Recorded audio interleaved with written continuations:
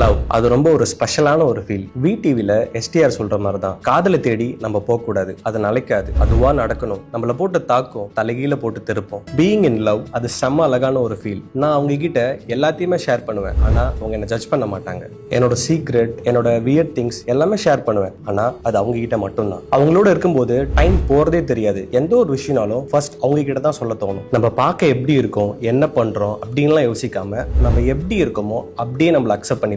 உங்களுக்கு ஒண்ணுனா எல்லாத்தையும் விட்டுட்டு உடனே உங்களை தேடி வராங்களா? உங்களோட இன்னர் சைல்டு ஹாப்பினஸ் எப்பயுமே என்ஷூர் பண்ணிட்டே இருக்காங்களா? யாருக்காகவும் எதுக்காகவும் உங்களை விட்டு கொடுக்காம இருக்காங்களா? நீங்க எவ்வளவு ஹர்ட் பண்ணாலும் ஈகோ இல்லாம நீங்க தான் வேணும்னு உங்களையே தேடி தேடி வராங்களா? உங்களுக்காக அவங்களுக்கு பிடிச்சதை கூட சேஞ்ச் பண்ணிக்கிறவங்களா இருக்காங்களா? எவ்வளவு பிஸியா இருந்தாலும் உங்களுக்கு அவைலபிளா இருக்காங்களா? ஏன் இவ்வளோ லவ் அண்ட் கேரா இருக்காங்கன்னா, அந்த மொத்த லவ் அண்ட் கேரை உங்ககிட்ட மட்டும் தான் காட்டணும்னு இருக்காங்க. அந்த இடம் வேற யாருக்குமே இல்லை. என்ன கேட்டா எஃபர்ட்ஸ் தான் லவ்வோட எக்ஸ்ட்ரீம். நீங்க போற எஃபர்ட்ஸ் காட்டும் அவங்க உங்களுக்கு எவ்வளவு ஸ்பெஷல்னு. யாருடைய லவ் கேர் எஃபர்ட்ஸுமே டேக் இட் ஃபார் கிராண்டடா எடுத்துக்காதீங்க. Everyone show their love in their own way. இப்போ நான் சொன்ன மாதிரிலாம் ஒரு பர்சன் உங்க லைஃப்ல இருக்காங்கன்னா அவங்கள யாருக்காகவும் எதுக்காகவும் மிஸ் பண்ணிடாதீங்க. ஏன்னா அவங்க உங்களை அவ்வளோ லவ் பண்றாங்க.